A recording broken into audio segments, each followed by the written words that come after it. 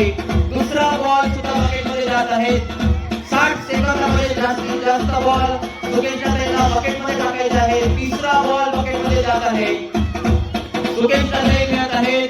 कोण बनेल गुंडाचे 5 रुपये.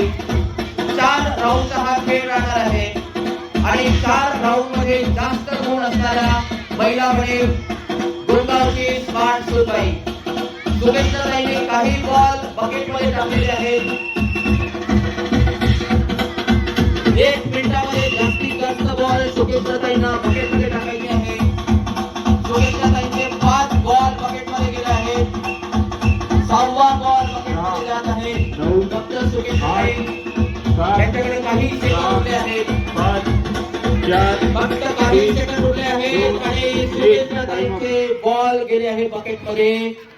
7 सुकेश